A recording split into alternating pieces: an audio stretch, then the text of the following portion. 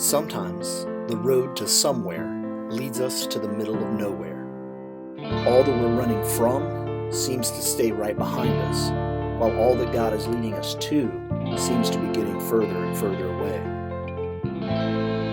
As the miles pass, it's easy to feel alone. It's easy to feel lost. And yet, if we know what to look for, the reminders of God's faithfulness are all around us, shaping us, molding us, preparing us for what's ahead.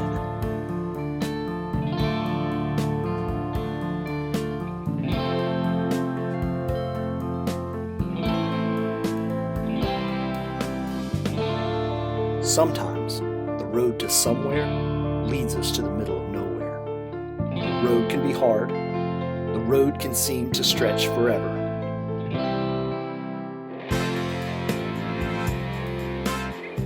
There will be moments of frustration, moments of doubt, moments when you want to quit.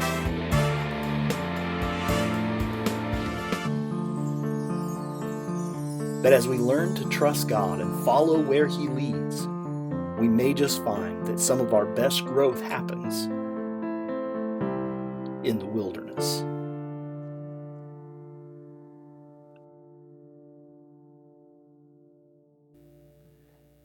It is the inevitable question of every road trip, especially any road trip that happens to involve children. Are we there yet? Right? Like, you know it's coming. I know it's coming. We all know it's coming. And we all know it doesn't make a lot of sense. Right? Like there's that old saying that there are no stupid questions. But let's be real, that is a stupid question. Right? Are we there yet? What is the expected and acceptable answer to that question that would make it make sense? Why, yes, we are there. In fact, we've been there for the last 43 minutes. We're just circling there now for fun because why not, right? There's no answer to that question, right? I will make one allowance, all right? There's one circumstance under which the question makes some sense. And that is if we are pulling off the road, stopping for gas, and you are awaking from your road trip coma nap. That's it. Like, that's the only time that question makes sense. If we were there, we would not still be driving. And so, if we're still moving, we aren't there yet. We know it doesn't make a lot of sense. And I'm mostly kidding, but all kidding aside, what we also know is that it's not really a question. Are we there yet isn't really a question. It's a statement of exasperation that we're tired of being in between. Right? It's not a question at all. It's a statement that the way things are is frustrating and exhausting, and we are exasperated at how long it is taking for us to get wherever we're going. It's not really a question. It's a statement of being tired, of being in between, that we are ready to be wherever it is we're trying to get to. Right? Because if you're asking the question, are we there yet? You already know the answer. And you already know that it doesn't do you any good to stop where you are. Because where you are isn't where you're trying to get to. I remember several years back, we were living outside of Detroit, Michigan. And one year for Christmas, as a joint gift, we took the kids to Disney World, okay? So I don't know if you've ever thought about this, but Detroit and Orlando are kind of far apart on the map, okay? And so you can only imagine how frequently over the 18 or 20 hours that it took to get there, how often we heard some version of, "Are we there yet?"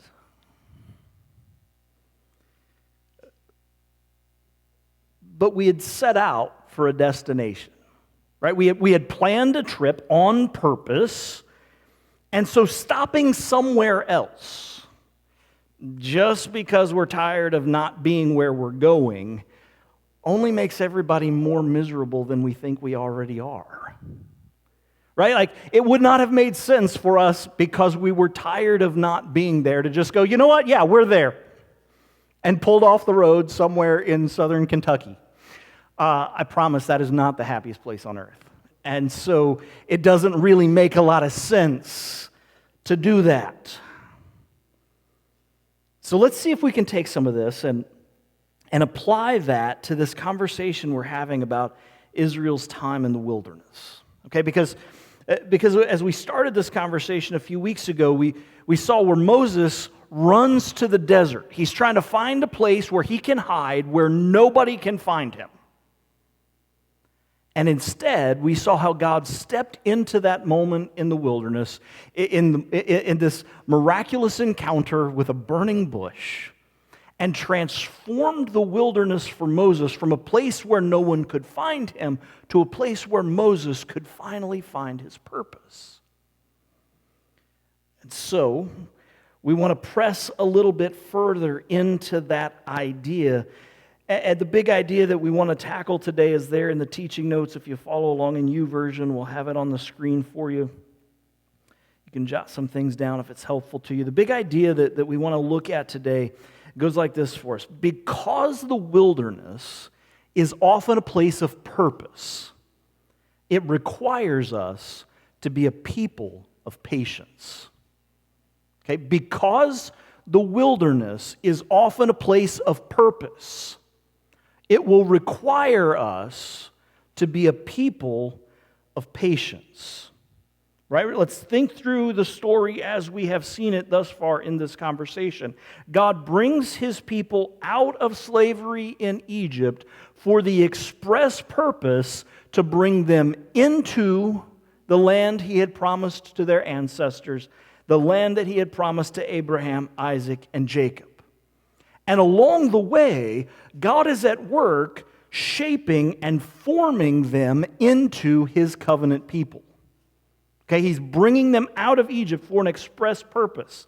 The wilderness was indeed going to be for them a place of purpose. And so it was going to require them to be a people of patience. Okay, let's step back into the text. We're going to look at a big chunk of time here, a big chunk of text in a couple of different spurts. We're going to begin, though, in Exodus chapter 19. So I invite you to turn in a Bible, click on a device. Follow along with us on the screen. It's in YouVersion in the Events tab. Exodus 19, starting in verse 1, we read this. In the 3rd month, after the Israelites left Egypt, on the very day, they came to the desert of Sinai. After they set out from Rephidim, they entered the desert of Sinai, and Israel camped there in the desert in front of the mountain. Then Moses went up to God, and the Lord called to him from the mountain and said, "This is what you're to say to the house of Jacob, and what you're to tell the people of Israel. You yourselves have seen what I did in Egypt, how I carried you on eagle's wings and brought you out to myself. Now if you obey me fully and keep my covenant, then out of all nations you will be my treasured possession. Although the whole earth is mine, you will be for me a kingdom of priests and a holy nation. These are the words you are to speak to the Israelites." Jump down now to verse 16. So on the morning of the 3rd day, there was thunder and lightning and a thick cloud over the mountain and a very loud trumpet blast.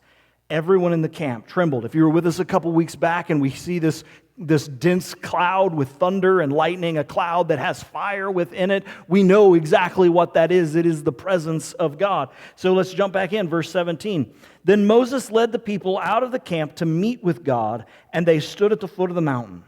Mount Sinai was covered with smoke because the Lord descended on it in fire. And the smoke billowed up from it like a smoke from a furnace, and the whole mountain trembled violently, and the sound of the trumpet grew louder and louder. Then Moses spoke, and the voice of God answered him. And the Lord descended to the top of Mount Sinai and called Moses to the top of the mountain. So we begin here to get a glimpse of the purpose for which God has brought his people out. He has brought them out of Egypt to fulfill the promises to Abraham. And what that's going to include is the evolution of Israel from a family to a great nation that will in turn become a blessing to all nations. And when we see the word nations there, we need to think peoples, we need to think tribes, we need to think ethnos, ethnicities, not nation states, okay? God calls Israel so that they might be a blessing to all the peoples of the earth. And we begin to get a glimpse of the purpose. And we begin to see how God is already at work fulfilling his promises. What did he tell Moses at the burning bush? Go to Egypt, get my people, and then meet me back here on this mountain. And so here they've come back to the mountain in Sinai, and God has descended to meet his people. Only this time, instead of a burning bush, it's the mountain itself that appears to be on fire but is not consumed. The entire mountain is consumed by the presence of God and this thick cloud that descends with thunder and with lightning. Now, okay, there's all kinds of really nerdy stuff we could get into here that we're not going to. Lots of nerdy ways about how Israel's neighbors conceived the presence of their gods, and particularly as a storm god who was responsible for bringing the fertility and the rains of the land in an agricultural society. That's huge, right? If you have a god that can control the rain and you are dependent on the rain for your crops, like, good deal, we've got the right God, okay? So there's all kinds of things going on. Suffice it to say, when this happens, the people of Israel know exactly what this is. This is the presence of God. He has descended on the mountain. This is what we would call, by a technical term, a theophany, the physical manifestation of the presence of God.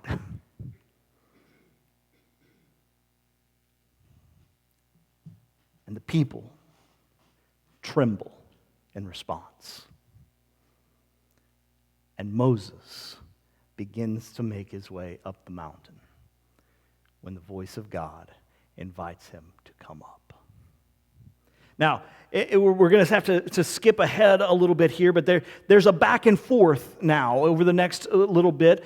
In chapter 20, we're going to run into the beginning of the Ten Commandments and the beginning of the covenant law that God gives to Moses. And there's this exchange that takes place over the next couple of chapters. God speaks to Moses, and then Moses goes and relays that to the people. At one point, they tell Moses, we're going to stay here. You go talk to him. We don't want any part of this. We're going to keep our distance. We're good here at the base of the mountain. Have fun up there with whatever's going on. We're terrified. And so there's this back and forth. God speaks to Moses. Moses goes and speaks to the people. And at every turn, the response of God's people is some version of this statement. We will do all that the Lord has commanded. Okay, so this covenant relationship is off to a good start. God is speaking, Moses is mediating, and the people are responding with a promise of obedience. Let's skip ahead to Exodus chapter 24. Starting in verse 15. So when Moses went up on the mountain, the cloud covered it, and the glory of the Lord settled on Mount Sinai. For 6 days the cloud covered the mountain, and on the seventh day the Lord called to Moses from within the cloud. To the Israelites, the glory of the Lord looked like a consuming fire on top of the mountain. Then Moses entered the cloud as he went up the mountain, and he stayed on the mountain 40 days and 40 nights. We start to see the way that the wilderness as a place of purpose requires us to be a people of patience. Now, I don't know about you, but I can be honest enough to say that patience is not my strong suit, right? Like, it's just not. And it doesn't seem like it was Israel's strong suit either. Because while they're awaiting Moses' return from the top of the mountain, this is what unfolds at the beginning of Exodus 32. When the people saw that Moses was so long in coming down from the mountain, they gathered around Aaron and said, "Come, make us gods who will go before us. As for this fellow Moses, who brought us up out of Egypt, we don't know what has happened to him." Aaron answered them, "Take off the gold earrings that your wives, your sons, and your daughters are wearing, and bring them to me." So all the people took off their earrings and brought them to Aaron, and he took what they handed him, and he made it into an idol cast in the shape of a calf, fashioning it with a tool. Then they said, "These are your gods, O Israel, who brought you up out of Egypt." When Aaron saw this, he built an altar in front of the calf and announced, "Tomorrow there will be a festival to the Lord." So the next day the people rose early and sacrificed burnt offerings and presented fellowship offerings. And afterward they sat down to eat and to drink and got up and indulged in revelry. Then the Lord said to Moses, "Go down, because your people who you have brought up out of Egypt have become corrupt. They have become quick to turn away from what I commanded them and have made themselves an idol cast in the shape of a calf. They've bowed down to it and sacrificed to it and have said, 'These are your gods, O Israel, who brought you up out of Egypt.' I've seen these people," the Lord said to Moses, "and they are a stiff-necked people. Now leave me alone so that my anger may burn against them, that I may destroy them. Then I will make you into a great nation." Verse 11, "But Moses sought the favor of the Lord his God. 'O Lord,' he said, 'why should your anger burn against your people whom you have brought out of Egypt with a great power and a mighty hand? Why should the Egyptians say it was with evil intent that he brought them out, to kill them in the mountains and to wipe them from the face of the earth? Turn from your fierce anger. Relent and do not bring disaster on your people. Remember your servants Abraham, Isaac, and Israel, to whom you swore by your own self, I will make your descendants as numerous as the stars in the sky, and will give your descendants all this land I promised them, and it will be their inheritance forever.' Then the Lord relented and did not bring to his people the disaster he had threatened." All right, let's make sense of this scene. This is a story that many of us are familiar with. You have probably heard it many times. Let's see if we can get our head around what's unfolding here. With Moses delayed, the people grow weary of waiting, and their weariness leads to impatience. Right? Moses has ascended the mountain into the presence of God. We don't know what's happening on top of the mountain. We just know it's been over a month and nobody's seen or heard from him. And so the people grow weary of waiting, and their weariness leads them to impatience. And so they demand that Aaron make for them a representation of the God who brought them out of Egypt. Right? The way the text literally spells this out is it says the people came against Aaron. So this probably isn't a friendly conversation. Right? It's probably not just, "Hey Aaron, like we were thinking about it." Like there seems to be some tension from the get-go in this conversation. That doesn't excuse Aaron's actions. The text never kind of gives him an out for this. But the people come, they're angry, they're frustrated, they're impatient, and so they come to Aaron and they demand that he make for them a representation of their God who brought them out of Egypt. So he commands the people, take off your gold jewelry, bring it to me, I'll melt it down. And he fashions for them an image, an idol, in the shape of a calf. Now, throughout the ancient Near East, it was really common for people to use symbols like bulls and calves as a representation of the presence of God. Okay? We often tend to think of idolatry as people bowing down to this statue as if the statue is their God, right? Like that tends to be the way we conceptualize it. Throughout the ancient world, that really isn't quite accurate. Instead, the thought was this is a representation of the presence of God, and the God is seated above whatever this image is.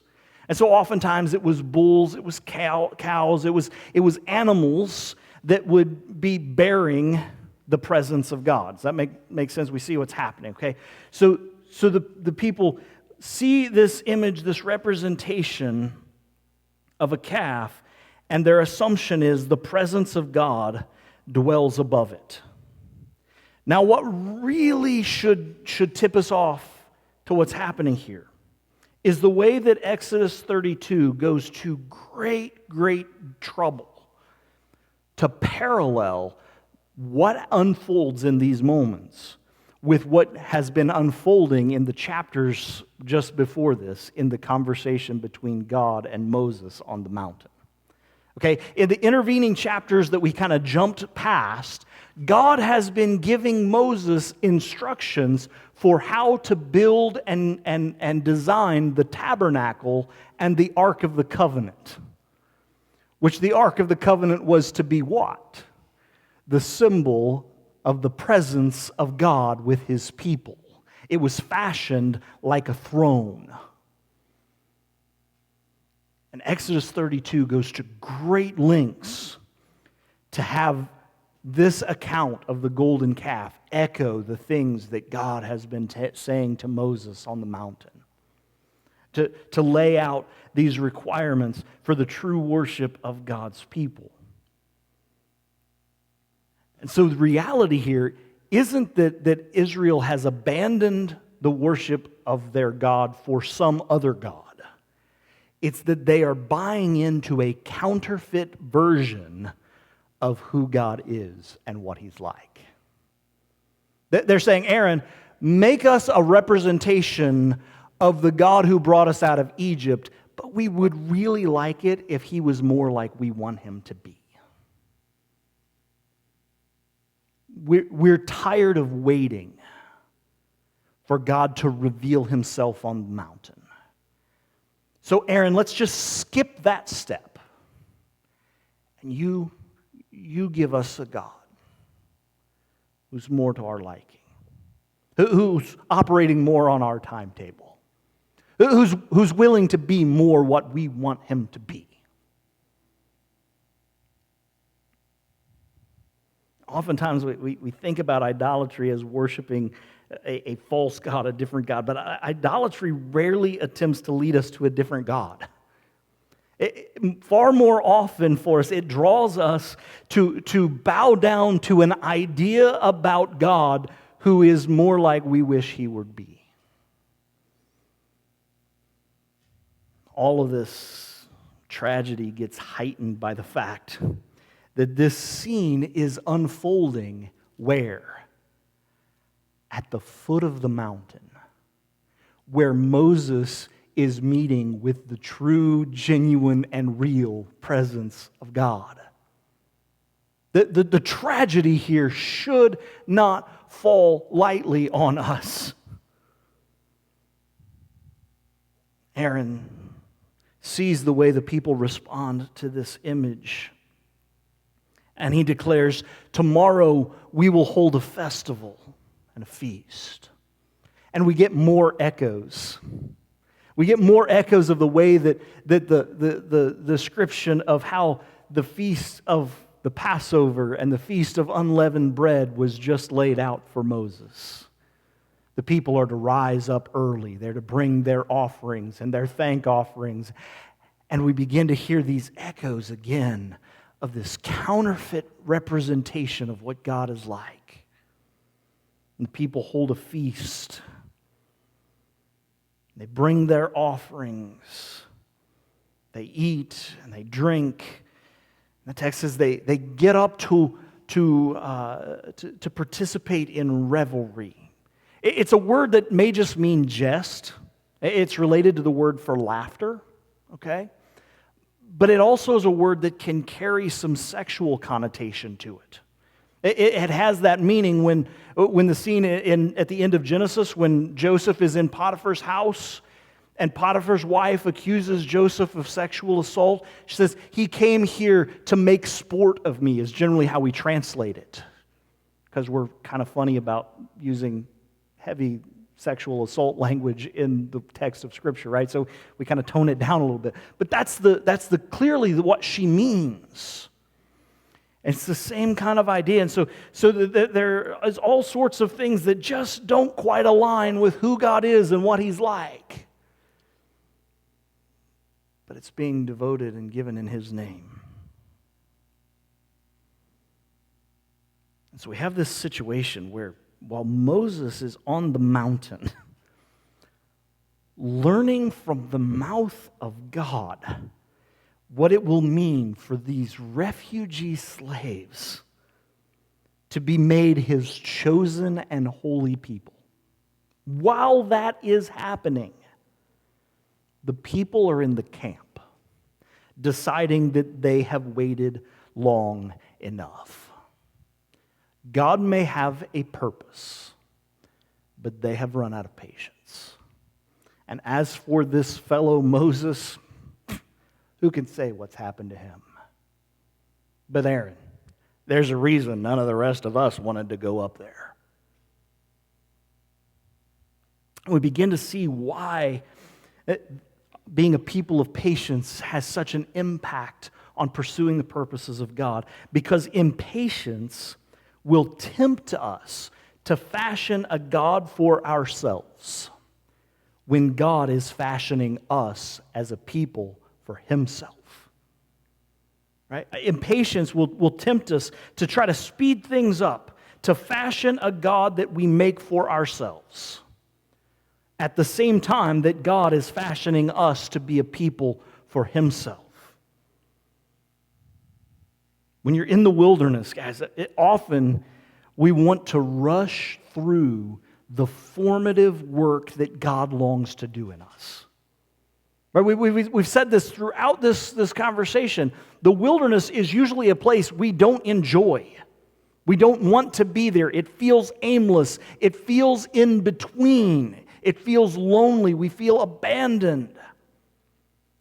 But oftentimes when we're in the wilderness, it's because God has brought us there to do some formative work in us, and our impatience will tempt us to try to rush through that, to instead embrace some version of God that is more like we wish He was, that operated far more on our timetable. Right? We're in the wilderness. We're over it. We're done waiting. We're ready to just move on. While God is desperately working to create in us a people for Himself, molding us, shaping us by the transformative work of His Holy Spirit. So often we find ourselves like the people in the camp, saying on the front end, "We will do, O Lord, whatever you command." And meaning, so long as you can speed it up a little bit. Because this transformative work that God longs to do us, it's a work of purpose. And that requires us to be a people of patience. All of a sudden the scene shifts from the people and their false feast back to the top of the mountain in this conversation that God has with Moses. God tells him the people have become corrupt. It's a fascinating little piece of vocabulary here. It's the same word that Genesis uses to describe the generation of Noah. that all the people of the world were corrupt. It's also then used in the flood story to describe what God does to creation by unleashing the flood. The people corrupted the world, and so God sent corruption on creation.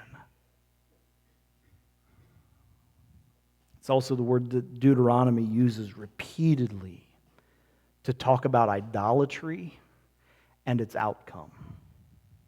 When Deuteronomy talks about the lure of idolatry for God's people, that idolatry is seen as corruption.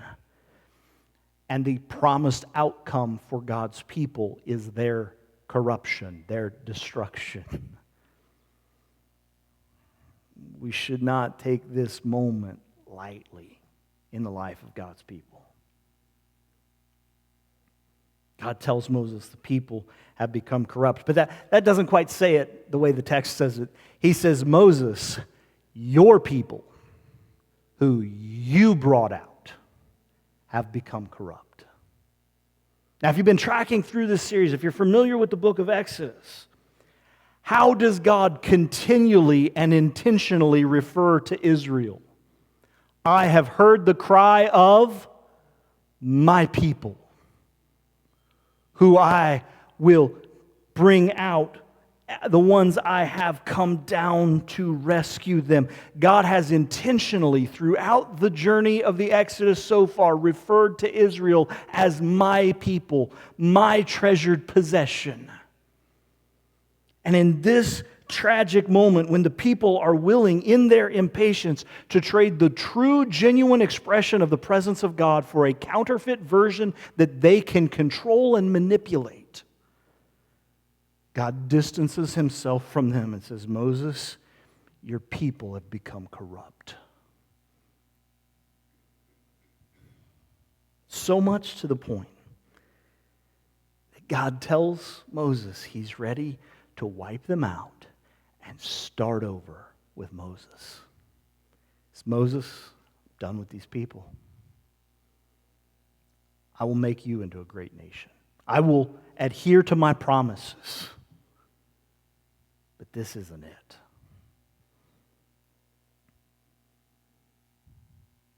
And I think this is one of those times we're familiar enough with this story that the weight and the gravity of what the text is describing for us just kind of gets lost on us. Everything seems to be hanging in the balance in this moment. Until Moses intervenes on behalf of the people on the basis of the character of God. Right? Moses doesn't deny what the people have done. He doesn't try to sugarcoat it. He doesn't try to downplay it. But he intervenes on their behalf on the basis of who God is, what God is like, what he has promised to do. Moses says, if you destroy them, what will the nations say? They will say you were powerful enough to bring them out, but not powerful enough to bring them through. What will the nations say if you turn on your people now?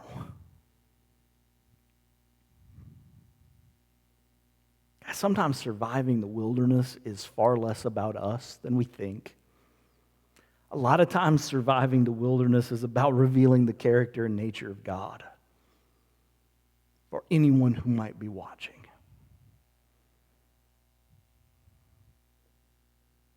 And Moses understands this here. He seems to understand that God's purposes for his people are always tied up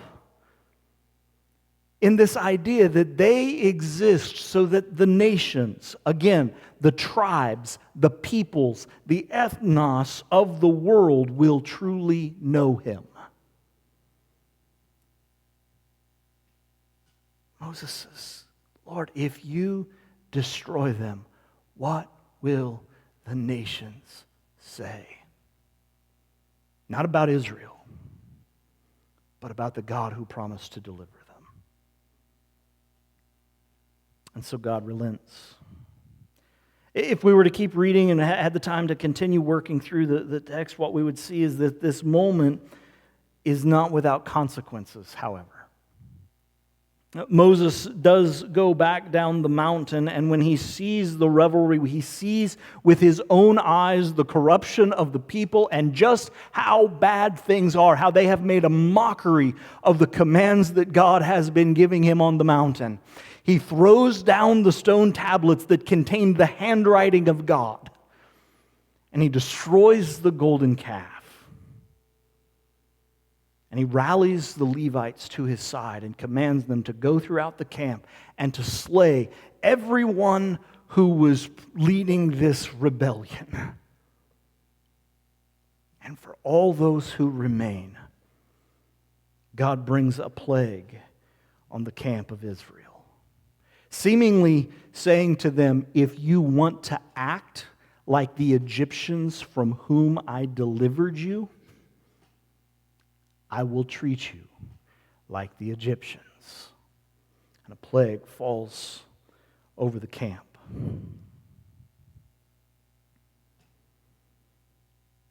The impatience of the people has interfered with the purposes of God.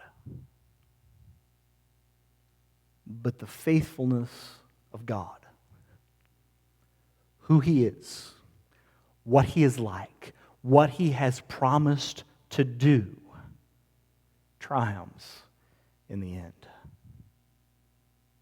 Following this judgment on the people, on the rebellion, God invites Moses to come back up the mountain with a brand new set of chiseled tablets on which God intends to rewrite the covenant He will make with His people. It seems that the patience of God has been tested by the impatience of His people who tried to fashion for themselves a God instead of allowing God to fashion for Himself a people. Invite the band to come back.